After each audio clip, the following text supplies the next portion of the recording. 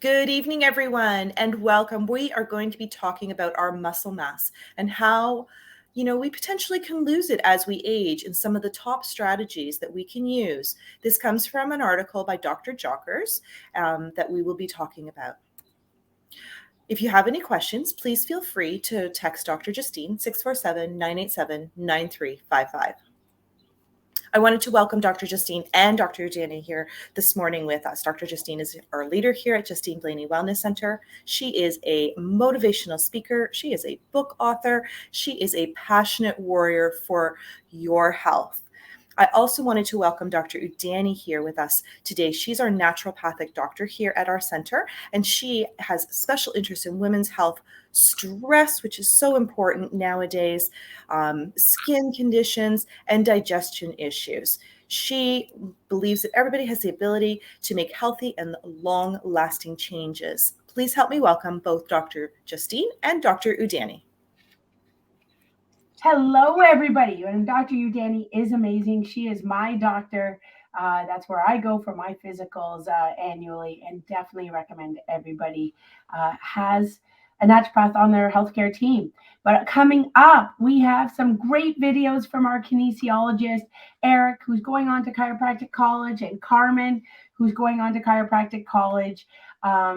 Michael and Hannah and Andrew from our team are already at Chiropractic College in Life West, California, and doing great.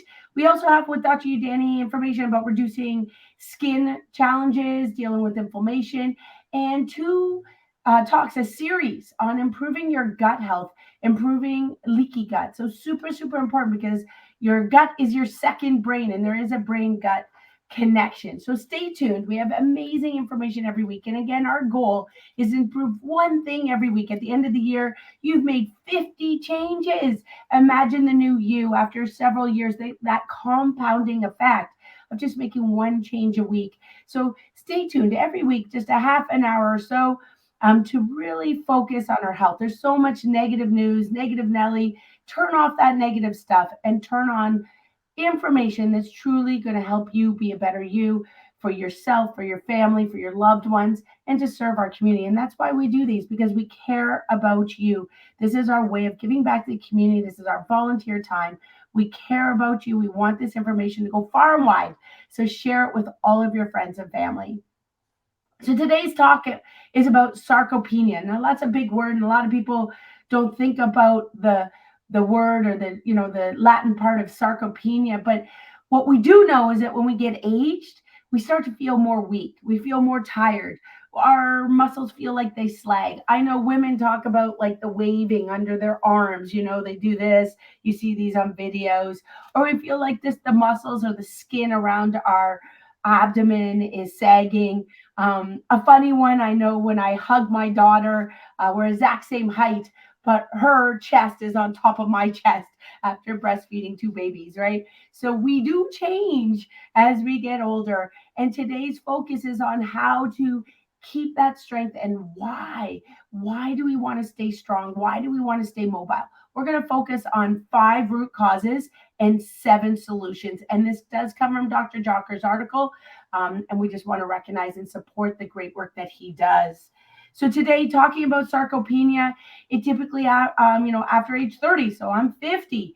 This is important to me, right?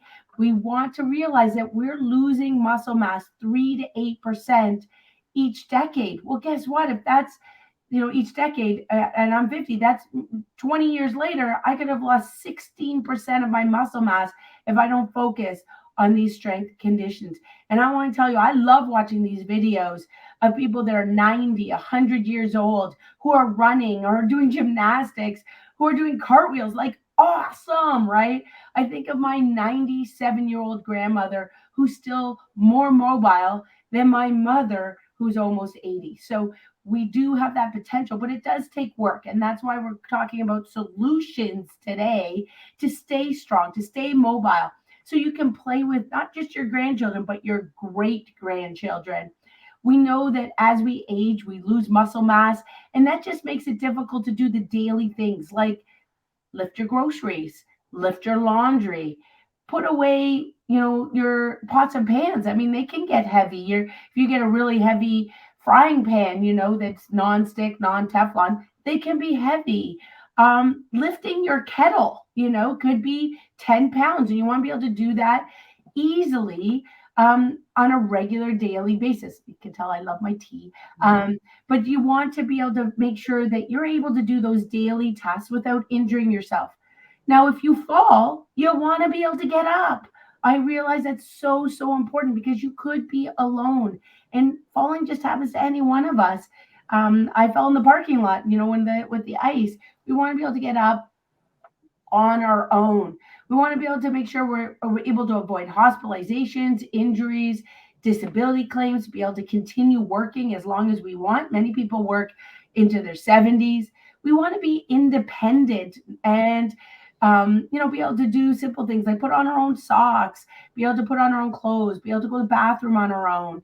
And of course, the longer you live, the more time you have with the ones that you love, the more time you have to be able to serve your community. So today's talk isn't just about looking good, although more muscles helps us hold our clothes better, but and wear our clothes better. It's more about lifestyle change, strengthening, and avoiding the problems. And you can't do it last minute. These activities are things that build over decades. It's a habit that you start and you maintain for life. Just like you think of brushing your teeth. Once you learned how to brush your teeth, you don't stop. It's not something you say, oh, I'll just do it for 10 years. No, no, no, no. You brush your teeth as long as you have teeth. Well, today we're talking about sarcopenia. We're talking about when you have muscles, we need to keep those muscles and keep them strong for a lifetime.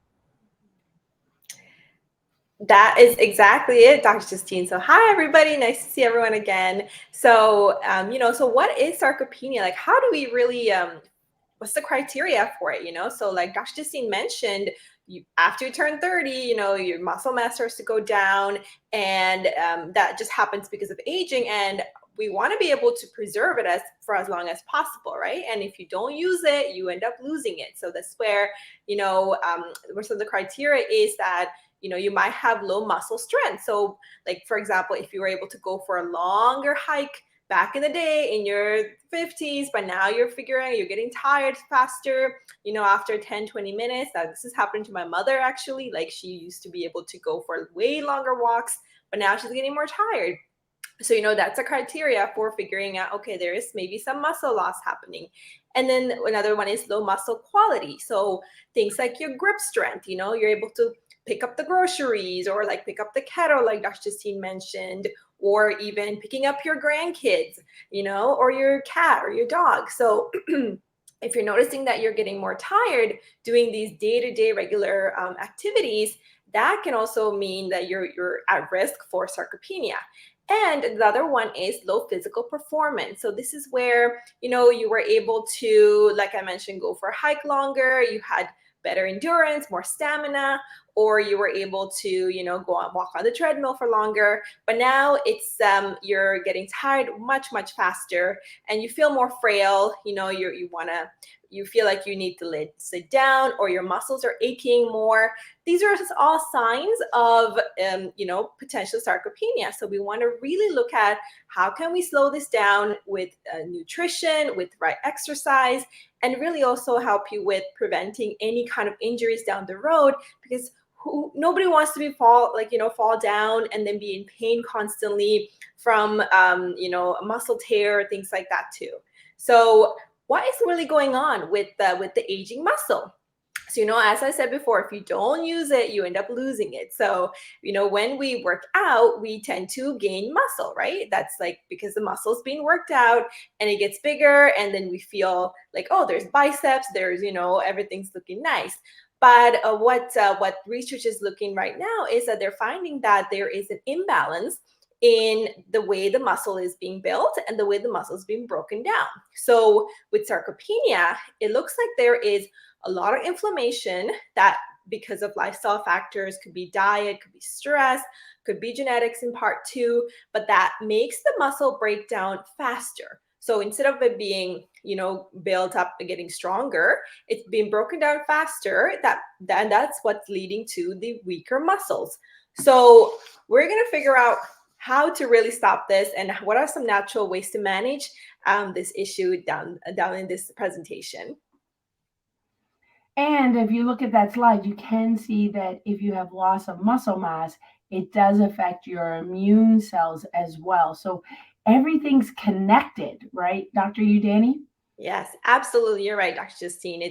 It's a big, everything's interconnected. Even your nervous system gets affected by the loss of muscle and, immune system, sure. And so coming up, some of the symptoms, how do you know that you're getting some of this muscle wasting? And that's the weakness. And you can notice the simple things. Maybe you can't hold a cup as long, or you can't grab as many groceries, or you can't hold that pot of potatoes or turkey, at Easter or Christmas or Thanksgiving. Increase of tripping or falling, where before you would have caught yourself. You hit something with your toe and you would have righted yourself, whereas instead of just going down, feeling like you need to walk slower, and other people, or just simply like other people look like they're walking faster than you, and you're like, wow, I'm not keeping up. Your clothes fit differently, so you feel the muscle wasting, having difficulty partaking in some of the daily activities, daily tasks that wear you out faster, like just going up and down the stairs often for your laundry or to clean your house, and all of a sudden you're achy the next day. And just more areas of fatigue, not waking up feeling refreshed, ready to go throughout the day. So some of the symptoms that you may notice. Absolutely. And, it can have a really big impact, like you just mentioned, Dr. Justine, because like just doing everyday day-to-day activities. And, when I look at this picture, I really actually think about my dad, because he's 65 now, and you can really see that he's not as robust looking as he used to. There's like loss of muscle tone, but he's still very active. He's still doing everything he can to prevent this from progressing longer. And so what really happens is, the muscle is a cell, right, in the body. So this is lots of muscle cells make up the one big muscle. And, as with sarcopenia, what happens is sometimes you end up losing the number of muscle cells. And that also leads to the muscle looking smaller. So, of course, inactivity, when the muscle is not being worked out, that also leads to, the smaller muscles, and you start to look thinner, you might look more frail. And so these are all, as you get older, that's when, you really want to prevent this, because in our 80s, in our 90s, because we want to be youthful, we want to be able to do the things that we always done, we always love to do, and maintain how and prevent this, really. And there are ways to prevent this, or at least slow it down, so that we actually still have that quality of life. So we're going to cover 5 root causes, and then we're going to cover 7 solutions. So we're talking about some of the causes of this muscle wasting or muscle weakness as we age, sarcopenia. We're thinking about the inflammation building in our body, not getting enough protein, having improper digestive concerns, so affecting the acid in our stomach, our balance in our gut health, so gut dysbiosis, and then dealing with how stress affects our bodies and affects our ability to sleep. So we're going to cover those 5 root causes together. So Dr. Udani, can you start with number 1? Absolutely, Dr. Justine. So we actually did a big talk on inflammation a while back. So there's a lot of information that we put on that talk. But just to really recap, we hear a lot about inflammation. It's like, oh, there's joint pain, there's inflammation, there might be gut issues that could be related to inflammation. So inflammation is really the root cause of a lot of issues that we might experience. And there is inflammaging, which is when too much inflammation can cause your body to really age, because the stress. So what does that mean? So that just means that you might have more wear and tear on your bones and your muscles. Your brain might feel like it's difficult to focus. You might have memory problems, like you walk up somewhere and you forgot why you came there to do. And it's okay if you have it here and there. I have it myself too, but it's when it becomes every day that we start to like really think about, is there inflammation going on that's causing this? So there's also things like, affecting your thyroid, for example. So there's a lot of fatigue that is a sign of underactive thyroid because of inflammation. Of course, cardiovascular. So a lot of inflammation can cause heart attacks, can cause strokes, and this is of course down the line, but this is where we want to be preventative. We want to be proactive and stop this inflammation, this inflammaging as much as possible. So and just like everything else, our muscles are a very big part of our body. So inflammation will affect it as well. And like in one of those previous slides, we mentioned the immune cells reacting with the muscles. And, if there's a lot of inflammation around the muscle, it can't grow as much, it can't function as well as it used to. So that is one of the things that we want to really get to the root, like finding ways to reduce the inflammation in the body, cut down that body burden of inflammation so that you get benefits for all across your body. And the other root cause is not eating enough protein. So this is a big one. I actually talk to a lot to my patients, especially ladies, because we have a really hard time eating enough protein or getting enough protein in our diet. And protein is so important, not just for muscles, but it also helps with balancing your blood sugar level. So if you have a protein with your meal, you make sure that that actually keeps you full for longer, right? So it helps with your blood sugar, helps with your weight. It can help with fat burning, right? It makes you feel stronger. You get more energy. It improves your brain. Like whenever I eat a protein-rich meal, I'm good for the whole day. Like I feel like I have energy. I can focus better compared to if I just had a carb-rich meal like bread or rice or pasta. So, and it really does help with your mood too, because you feel like you're more stable instead of having those sugar spikes. That really helps with that. Of course, helps your heart function, right? Your heart is a big muscle. We need that protein. And it slows down aging and promotes longevity, right? Getting that protein in you. And of course, with the right muscle tone, we get lots of, it helps our bones, right? It helps our bones stay stronger. So a lot of us end up, as we get older, not eating enough protein. Or a lot of us feel like, eating a lot of protein makes us feel a little heavy.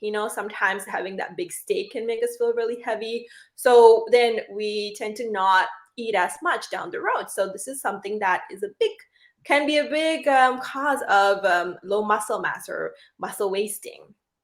Dr. Danny, this is where I see a lot of challenges because I personally grew up with thinking cereal was a good breakfast, right? Or even as I got a bit older and went to school and you thought about all this heart disease, they promoted oatmeal as a good breakfast, but there's just not enough protein if you're having cereal or a bagel with butter or jam or oatmeal by itself is not enough protein. So really looking towards whether it's a protein shake or adding even healthy natural organic peanut butter if you're going to have a carb, or if you're having oatmeal, adding those hemp seeds, adding the nuts and seeds, chia seeds, so that you can increase the protein and essential oils with that breakfast, because that meal at the beginning of the day is you still need the protein, right? At the beginning of the day. And that's where I know I personally grew up, and you still see it on commercials today about cereals for breakfast. And they're like, if you go to the grocery store, there's a whole aisle of sugar cereals, and they might promote as natural or organic, but it's still just sugar for breakfast and no protein. So super, super careful that first meal of the day. And I love what we taught before was that just you want to aim, if you're, the palm of your hand, that's the size of the protein. You don't need the 12-ounce, 18-ounce steak, and then you feel, so full, or you want to have that food coma, the sleep right afterwards.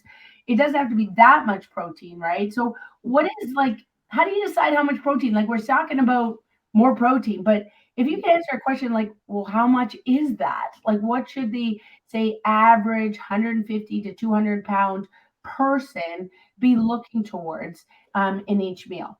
Yeah, that's a great question, Dr. Justine. So usually, if you, let's say, if you want to just maintain your muscle mass, you want to really aim for about, a ballpark about 1 gram of protein per kilogram of body weight. So for a 150-pound person, that's, in terms of kilograms, that's around, I think, 70 kilos. So you need about 75 to 80, 85 grams of protein. So what does that mean? So like a chicken breast, for example, contains like anywhere from 20 to 30. If it's really big, could be 40 grams of protein.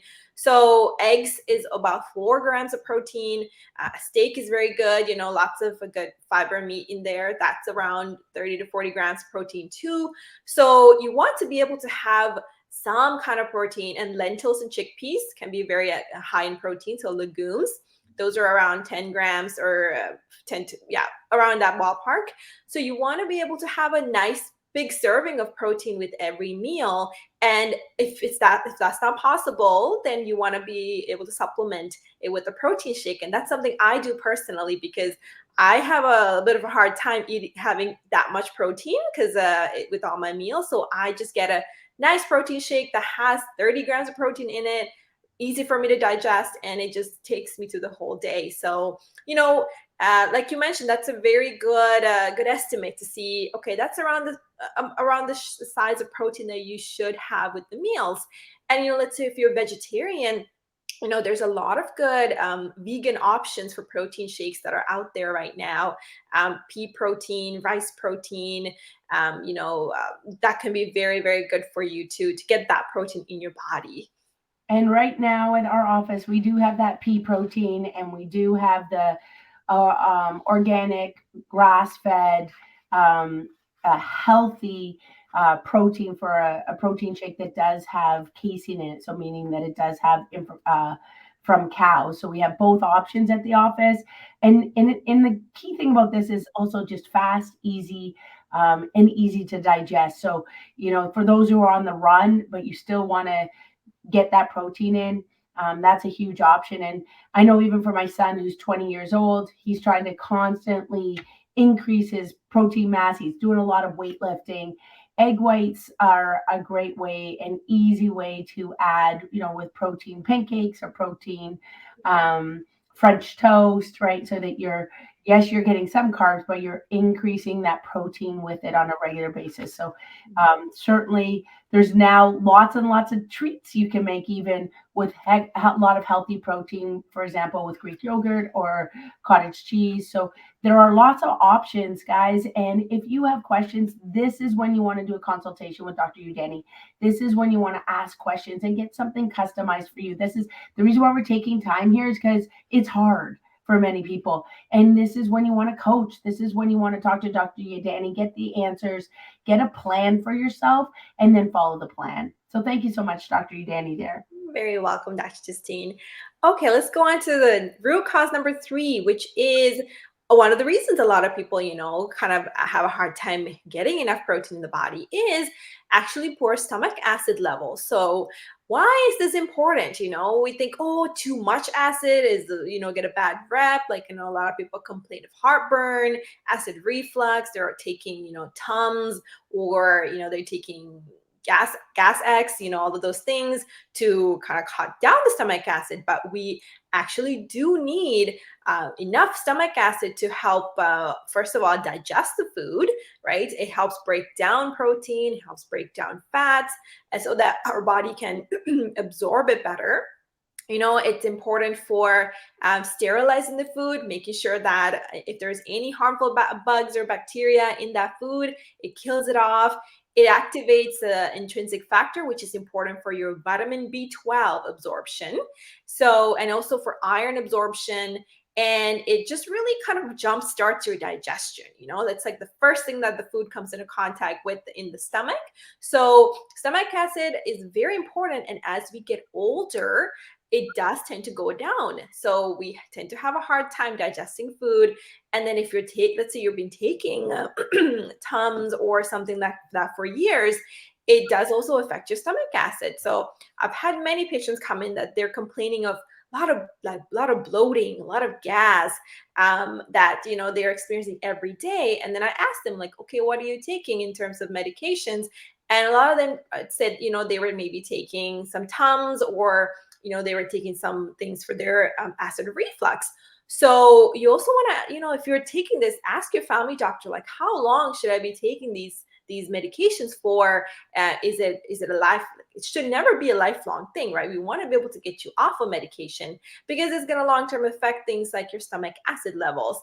And then that downstream can cause a lot of other issues. So this is why we love doing these talks, because we want to kind of help educate you in the other side, like side effects of these certain medications, and also how it affects the rest of the body. And so we need that stomach acid to break down the protein so that our bodies can absorb it, and all the other nutrients downstream too.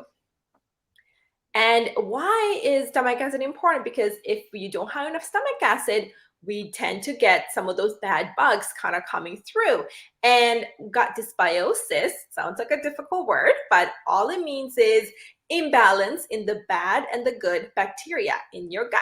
So what can happen over time if you had that low stomach acid? So think of the stomach acid like it burns through all the bad bacteria, right? And if you don't have enough of that, it just goes downstream to your small intestine and large intestine, and kind of sets down roots, and it can produce a lot of inflammation. So lots of toxins, and you might experience some symptoms like IBS, diarrhea, constipation. But it can also mean you can get like joint pain. You can feel just tired. You can get headaches. You can get cravings for different foods, like lots of sugar cravings or salty cravings, and sleepiness, and all of those things too. So this can be a result of gut issues. So this is something that I test for at the clinic. I love doing digestive health for my patients. And, this is where we want to make sure that your gut is balanced, because like Dr. Justine mentioned earlier, the gut is like a second brain, right? So if there's a lot of inflammation there, it's sending those inflammation markers all through the body, all through the, your cells and your blood vessels. So we want to calm down this inflammation. That way, it's helping preserve our muscle mass and reducing the muscle loss. And just a reminder, if we are trying to have a bowel movement daily. And if you're not, this is the time to do a consultation with Dr. Udani, with your naturopath or your holistic nutritionist. But we are supposed to eliminate. That is normal. So every other day, every third day, that means once a week, clearly indicates that we're not getting rid of our waste in a healthy way. So that just gives you an idea if you need some help, if you're not eliminating at least daily. So the fifth cause, thank you so much, Dr. Udani, is chronic stress and poor sleep. If some of the symptoms of stress is grinding your teeth, just mood changes, anger changes, fear changes, anxiety changes, headaches, tension, upset stomach, skin changes. These are all related. And so sometimes people think when we're stressed, we're just going to feel it in our head and we're just going to feel tired. But actually, stress affects every single function in our body. And that's why Dr. Udani, naturopaths, chiropractors, acupuncturists, we all work on trying to manage stress. We can't get rid of stress. It's going to happen. We're all going to deal with loss or moving or job changes or kids, grandkids. I mean, stress is going to be there forever, but those who manage it better are able to manage their health better. And so it does affect how our brain, our memory, how we concentrate, how we're able to manage lots of facts at once and get more things done at once. They always say, if you want something done, give it to a busy person, because they know how to manage their time. It's going to affect your digestion, your heart, your skin, your lungs, your kidneys, your bones, and your joints. So super important to manage that stress. And we've done a lot of different wellness talks on stress. And I encourage you to look back at those as well. So when we're going to look at the 7 ways to, now we talked at the 5 root causes and 7 ways to manage that muscle waste and that muscle wasting. So first, we're going to think about the anti-inflammatory diet. We're going to talk about ways to increase that protein, increase those muscles, talk about intermittent fasting, time restricted feeding, improving that stomach acid and digestion, and of course, what are some of the supplements that you can be considering. Now, this won't be an exhaustive list of supplements because we definitely recommend test don't guess. So definitely having a coach to help you through the supplements. Otherwise, you could be just throwing money away, throwing it into the toilet, or in fact, even making yourself worse because you're not looking at how these different supplements can interact. So definitely have a coach, have a naturopath, a holistic nutritionist, chiropractor on your team for that. So let's go through these amazing steps. Number one, what are the foods you can add? I know I love what we can add because that's so much better than thinking about what we got to take away. So grass-fed meats, free range, wild meats, wild fish, adding those essential oils, avocados, nuts, seeds, olive oil, getting those healthy fats, chia seeds, hemp seeds, looking where you can add that in on a regular basis. I was talking to a patient the other day, like avocados, they taste like whatever you mix them with. So even mixing it with your vegetables or mixing it with your smoothies, you won't even know it's there. It just makes it creamy. Your salads, looking at green tea, adding more green vegetables. The size of your hand or half the plate is what you're looking for green. Adding turmeric. Now, I'll tell you, I'm a wimp for hot foods. Like I am wimpy compared to my mom or my husband who love food till they sweat. So that we have turmeric or curcumin capsules, are anti-inflammatory. Apple cider vinegar or apple cider, you can do capsules for that, and ginger tea. Ginger in your water is amazing. You can just add ginger and lemon. I know some people think water is boring, but adding cucumbers or adding lemons, ginger can make it a little bit easier. Looking for those healthy oils like extra virgin olive oil. Make sure it's in a dark container and kept in a dark space. Sometimes people put it in the sunlight or just on the kitchen counter, and that will affect it. Looking some of the herbs that you can add are oregano, basil, thyme, sage, rosemary, and we're getting into gardening time. So put those in your garden. They grow like weeds, easier and so much nicer if you have fresh.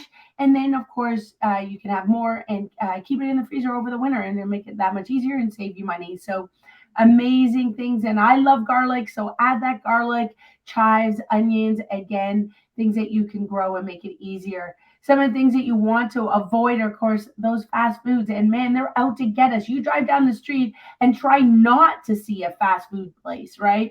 Why are they there? Because people are buying them and making money. But this is where we want to avoid. Do our food prep.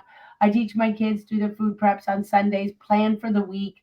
For us, we do it twice a week to make it easier. And if you're going to eat out, it's a once a week thing, not a daily thing, and not certainly 3-5 times a week. We're looking like that's a treat once a week, not a regular thing. Sodas, but even things like too much bread can be a challenge. So we're not saying none, but you're looking towards trying to add more anti-inflammatory foods and reduce those pro-inflammatory foods. And if I can add something there, Dr. Justine, another really, really easy way to add veggies into your diet is you can put it in a smoothie, or you can put it in soups, and the flavor gets masked by, let's say you put some protein powder there, it tastes like a chocolate shake, right? But you're getting those veggies in you, and, it's easier for the digestion too.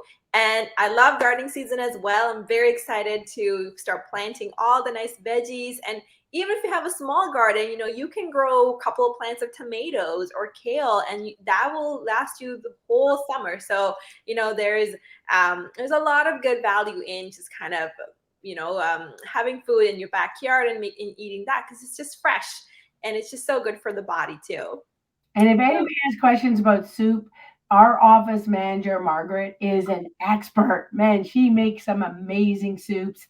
I've been the benefactor of some of her soups, and so is our team. So if you have questions, Margaret, she has some amazing recipes for you. She actually does. Actually, she sent me one for an amazing stew, like a butternut squash stew. Oh my God, it was delicious. So she's a wealth of knowledge for sure. So number two is we want to optimize our protein intake. So we talked a little bit about this. Basically, if let's say if you're trying to lose weight, you still want to make sure you eat enough protein, right? Protein is what's helping you lose fat and burn fat faster. So, you want to aim for, let's say you weigh 165 pounds, 150 pounds, aim for about 1 to 1.5 grams of protein per kilogram of body weight. So you want to, that's around 70, 80, 85 grams of protein. So what I find is the easiest trick is just dividing that by your 3 meals. So you're making sure you have around, 30 grams of protein or 35 grams of protein per every meal. And that could mean that you might need a protein shake in the morning, a protein shake at nighttime, if it's hard for you to have the meat, in your diet. But it's a commitment, it's a habit, right? That if we do it consistently, it grows and it becomes a part of your lifestyle. And let's say if you're building muscle, we want a little bit more protein, right? We want to give you more protein. So this could be about 2 grams of protein, so doubling the amount of protein you eat. And you'll notice that, with more muscle mass, you get more energy, you feel better, you can move better. And that is a good positive feedback for increasing your protein intake. And, we want to always go for healthier versions of protein, things like grass-fed beef, free-range chicken, wild-caught salmon, free-range eggs. But if you're a vegetarian, there's also lots of good high protein in legumes, in things like chickpeas, beans, and even tofu can have some protein as well. And of course, you can supplement with a nice, good protein shake like the ones that we have at the clinic. They're clean, clean ingredients, high quality, because sometimes a lot of protein shakes taste kind of like dust, and doesn't really have all the right ingredients in them. So these are like tried and tested. They taste good, and so you'll be able to enjoy it. But let's say you're a little sedentary, you're just doing work at the office and you're tired by the end of the day. You can't really think about working out. I still highly recommend you do even a walk around the neighborhood, especially now the summer is coming, right? Nice weather, because we want to use those muscles. If you don't use it, we lose it, right? So we want to kind of maintain that muscle mass. So even if you're doing just a walk in the neighborhood, we want to still get you to having about 1 gram of protein per kilogram of body weight. So that's, just a little bit of math to do there, but it really helps to figure out, this is how much protein I need every day. Thank you, Dr. Udani. So number 3 is increase your exercise. I think that makes sense. Use the muscles to create the muscles. So that's going to stop the hypertrophy, like the muscle weight loss. But it is also going to help your mitochondria. It's going to help your hormone balance. It's going to help your endorphins so you feel good. After a big walk, a hike, getting outside in nature, that just helps your mood. You manage the stress that much better. After a hockey game, whatever the challenges are, they're forgotten. You've got an opportunity to get that endorphin rush. It's going to improve lymphatic drainage and circulation. That means that's so important because that's getting your body sweating, getting your body to get the junk and the toxins out. So important to get that circulation, the mobility moving. So getting a daily stretching mobility routine is also crucial to keep your flexibility. And if you don't keep the flexibility, you lose it. So for example, touching your toes easily, bending over and touching your toes, or sitting down and reaching and touching your toes easily, keeping that hip mobility is going to make sure that you can increase and maintain that muscle development. It is also going to help your memory, help your mental focus. So this exercise is crucial. We want to get that body moving in all different ways. So if you have questions, definitely talk to us, our kinesiologists, our personal trainers, chiropractors. Our team loves to help you with getting a personalized exercise routine. But even on free, on YouTube, on TikTok, like there's lots of great mobility routines, strengthening routines. Um, it's just, I do recommend getting it custom. If you're at a gym, you can also ask for support there. Number 4 is increasing the time in between eating. So this is called time restricted eating or intermittent fasting. This is what I do. You'll see that there's many different options. The simplest one is just eating in that 12-hour period. So if you eat from 7 a.m. to 7 p.m. or 9 a.m. to 9 p.m., that's the simplest one, looking towards that 12-hour fast. And you can see here it gets harder and harder and harder. There's the time that you're eating is shorter. So I love this because it's faster in the morning. You still want that first meal, the breakfast, break your fast meal to be a healthy meal. This is not when you run out to Tim's and get a bagel or a muffin. You're looking towards something healthy. And I know, different faiths have a fasting period, but when you break your fast, you're still eating something healthy. You're not going for chips. You're not going for a hamburger. You're going for something that's going to increase your energy and help you. I also love the 1-day fast. So for me, I like to do that on my busiest day. Wednesdays, I do the 1-day fast once a week. That's looking at reducing your calories over the whole week instead of trying daily. And I find that's just easier mentally. I don't have to be thinking about calories on a regular basis. So delaying breakfast is part of the intermittent fasting, or choosing 1-2 days a week. This will help with all of that inflammation as well and help your body be able to digest those foods better. It can cause headaches. It can cause some detox. So if you're looking towards intermittent fasting, I recommend some support systems along the way so that you don't get discouraged, you don't get the symptoms, don't know where they're coming from, or don't know how to manage those symptoms as your body gets used to this intermittent fasting. And I recommend you start slow and then build up to, a more difficult way, like Dr. Adrian would do, eating only 4 hours, a 4-hour window, 12 to 4 on his lunch break is when he would eat. And that is more challenging, takes a while to get there. So I would encourage you to get a support system for that with your naturopath.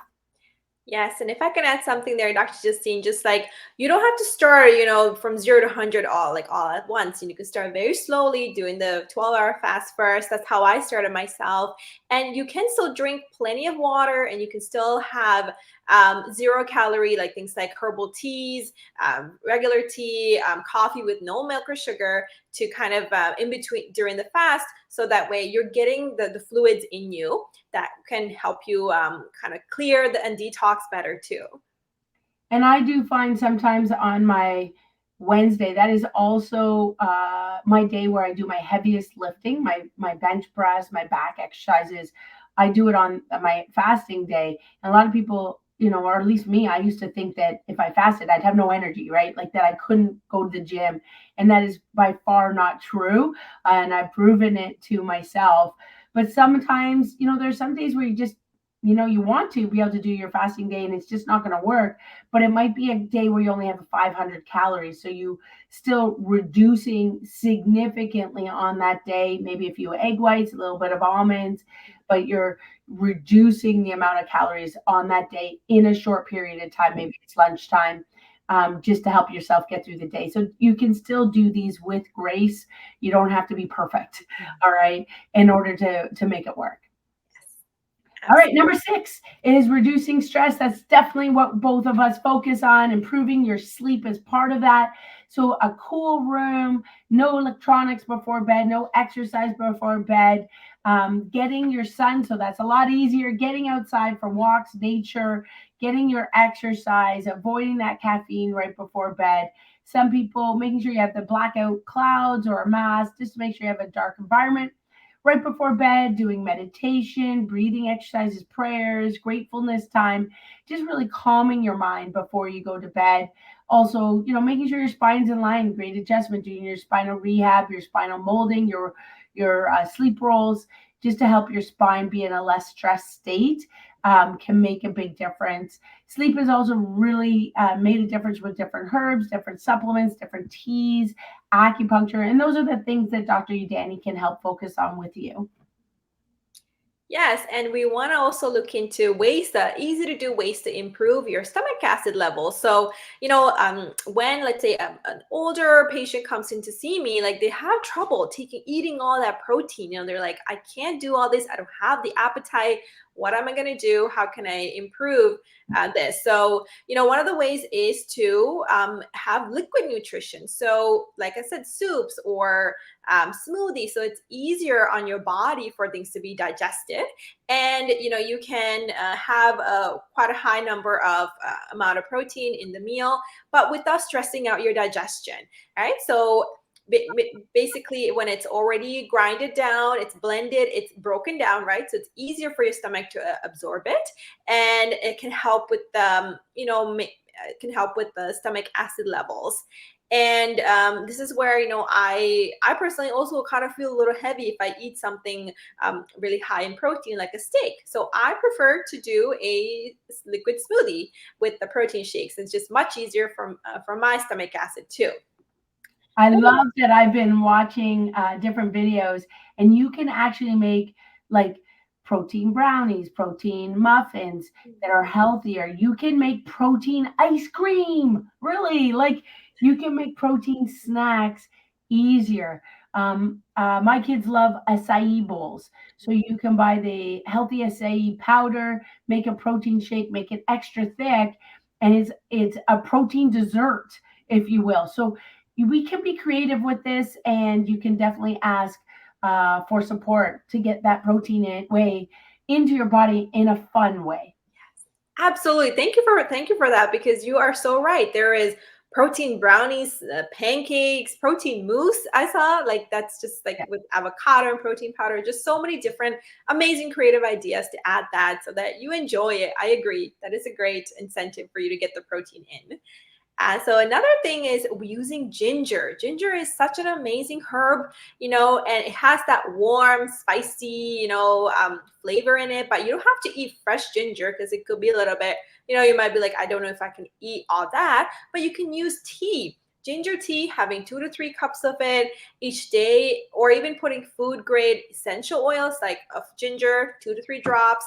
It really helps to increase your stomach acid levels, and it can help with bloating, can help with stomach cramps, and it can be a very good addition. But I do want to just give you a little warning is that sometimes, like Dr. Justine, spicy food might be a little hard for you. So make sure you talk to a naturopath. You can talk to me, or someone else on your team to make sure that it's good with your if you have acid reflux, and to make sure it's not super triggering.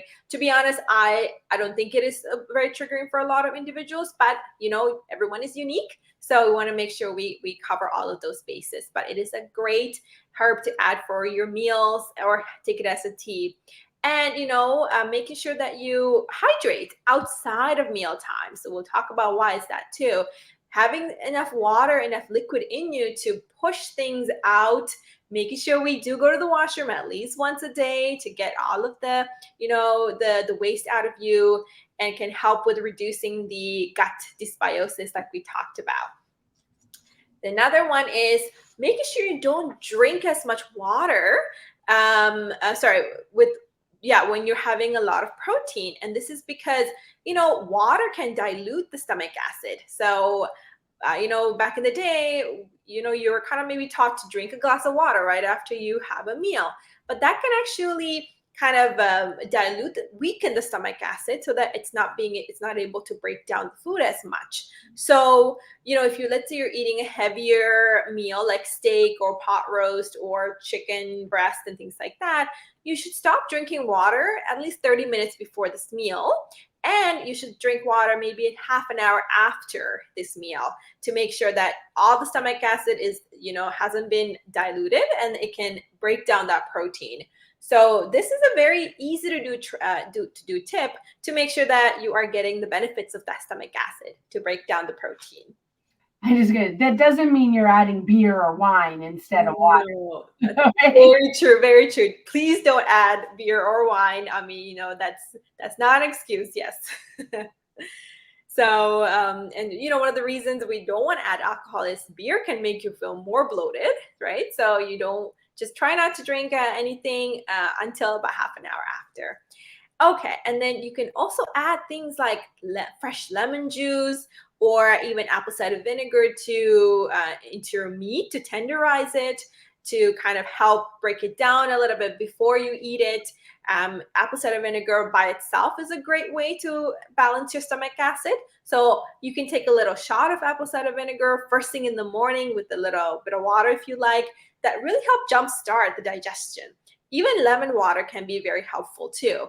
And so, you once again, you want to test it on yourself for a few days to see, is it making am I getting heartburn or am I not? So as always, you want to test these tips out first or speak to a naturopath or a nutritionist on your team to make sure it's good for you.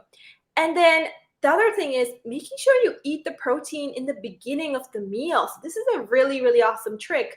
Because let's say you have a plate of steak, mashed potatoes, green beans, go for the steak first, right? Eat that first. It'll actually help you break it down faster because it's staying in your stomach for longer. So the stomach acid is working away, but it will also make you feel fuller faster. So you might not want extra bites from the dessert, or you might not really feel like having second helpings of the mashed potatoes. So it's doing you good in that way as well.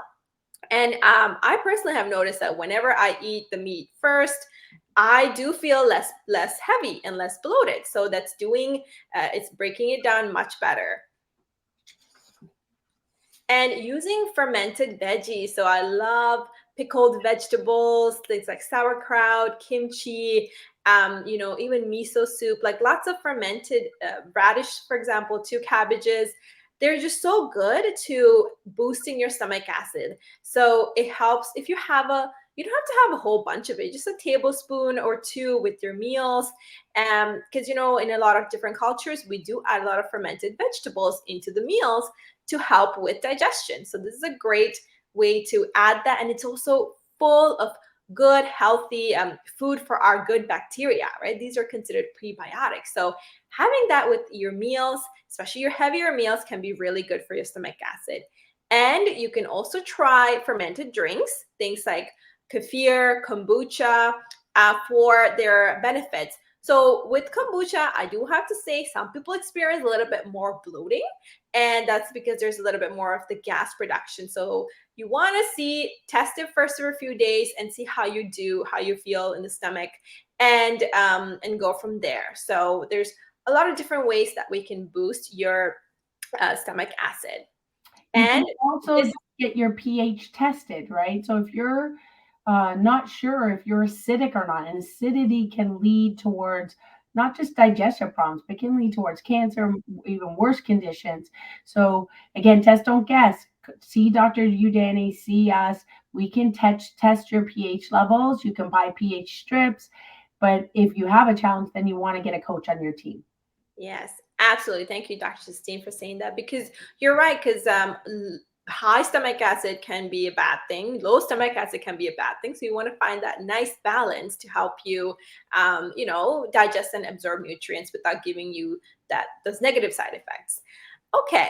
So, and the last one is having your biggest meal when you're most relaxed. So instead of eating something on the go, or when you're working or you're rushing out the door, you want to have it in a nice relaxed setting, like with your family or even outside when you're just relaxing. And this doesn't really mean right in front of the TV, because sometimes watching the news and eating it doesn't make you really feel very relaxed. You want to feel relaxed, because that's when your body's in the rest and digest stage. It's when, all the digestion juices are flowing. It's helping you digest the food better. And this fight or flight state is not good for the body. It obviously increases your stress too. So you want to be able to eat the meal in a nice, relaxed setting. So these are the ways that we just summarized about how to improve your stomach acid. And, if if it sounds too overwhelming, just try one thing at a time. Create that habit, try one thing and test it on yourself, see how your body feels. And if you're really feeling confused, of course, we're here to help you. Test, don't guess either. So we can test to figure out how bad is your stomach acid levels are, and really get you a detailed, tailored plan for this too. And there's a lot of at-home remedies that you can try, and including those diet tips that we just mentioned that can really help with your stomach acid levels. And we can also try to use probiotics for helping with your gut. So like I mentioned before, and same with Dr. Justine mentioning, gut issues like constipation, we want to make sure you go at least once a day. And also it shouldn't be watery or runny, and it shouldn't feel like you shouldn't be cramping up. It needs to feel like you evacuated nicely. And probiotics can help really in this way, because it can help with calming down that inflammation. It can help with weight loss. It can really help your body absorb nutrients too. And so a good probiotic is a good thing to add to your plan. But you can even have probiotics from probiotic rich foods, things like yogurt, things like the fermented veggies that we mentioned, that can help with increasing the good bacteria in your gut and to support the gut and digestion. And I know everybody, it can get confusing on these supplements, prebiotics versus probiotics, which ones, which types, which companies, which have less fillers, which don't. So really make sure, I know even with my mom, all of a sudden, like she's just adding supplements. It also gets expensive. So making sure you get that tailored approach with a coach on your team. I definitely recommend having a naturopath help coach your way through it. And then for us, we put our supplements on the kitchen counter, a little nice cleaned up section, because when they're in sight, you're going to use them. If you put them away, and then it's so easy to forget about them. We need a regular routine. I personally like to set them out every single day for the family, because then I just know that if they're out, they're going to use them. If they're hidden away, they tend to go stale. So just making sure that you're on top of the right plan, and not overdoing it on supplements as well. We do have these different protein powders at our office. They're often different sales on Saturdays, so check out our sales Saturdays. I do believe in taking a multivitamin. I know I don't have a perfect diet, and I try. I mean, I'm really trying to be gluten-free, making sure I'm vegetarian, but it's still hard. It's still really hard to be perfect, to be all organic. Like, none of us are perfect. So learning your proper detox systems to get rid of the junk, and then a regular healthy organic multivitamin that doesn't have the fillers, that's regulated, your healthy proteins, whether they're vegetarian or not, and the healthy oils as some of your regular supplements just to add in. Now, chiropractic, where's that fit in, right? Like, how's that deal with your muscles? Well, chiropractors help your alignment and help your brain connect to your muscles. So if your brain can't tell your muscles to work, then you have a challenge. If there's a misalignment called a subluxation, and that's putting pressure on those nerves to the muscles, we're not going to be able to develop that strength appropriately. Or we're going to get imbalances, which is going to lead to maybe you're stronger on your right side compared to your left side. It's going to lead to twists, turns, or an improper pelvic balance. One hip is higher, so your pants you'll see raised on one side. You prefer your phone in one pocket all the time, or your wallet in one pocket all the time, affecting how you sit. You're always pulling up a bra strap. It's the same bra strap, preferring your purse on one side all the time. Those imbalances causing those subluxations are going to mean you're going to be more prone to falling, right? Or affecting those nerves to go to different organs. So when we look at the nervous system, those nerves, yes, they affect their muscles, but they affect every single organ in your body. Your brain has to send messages down that spinal cord to your heart, your lungs, your digestion, to your kidneys, right? It affects how you're eliminating those toxins. So what chiropractors do are we find and locate and remove those areas of subluxation, which is reducing the stress on your body. And as we've talked about, you reduce that stress, you sleep better, and you digest better. So definitely recommend talking to your chiropractor, making sure you have regular spinal checkups, finding, locating, and removing those areas of subluxation, getting your spinal rehab exercises in order to be able to help you best. So just like you brush your teeth regularly, you're doing exercises to help your spinal health and your mobility on a regular basis. And we are there to help. Both Dr. Udani and I offer complimentary meet and greets, opportunity to ask questions, basically interview us, make sure that we're the right fit or your doctor's the right fit for you to get the best results. And we're here because we care. We want to offer you those best results. So we covered a ton. 5 root causes for sarcopenia, 7 ways to help increase muscle mass, 10 ways to improve your gut health, which will help with muscle mass. So a ton of information, and we're always there for you. So upcoming, we have some mobility exercises for your shoulders, improving your skin, and a lot more on that gut health. So stay tuned with us. Share this information with others. Our mission is to connect with you on a regular basis every single week. If you have more topics you'd love us to cover, please let us know. Do a review, please. That's how you can help others. That's how you can make a difference by taking that 5 minutes, doing a review, connecting with us, because people are going to judge us. They're going to have more access to this information because of you. So stay tuned. We love helping you, and we look forward to being with you soon. Thank you for joining in, everybody. Have an amazing night.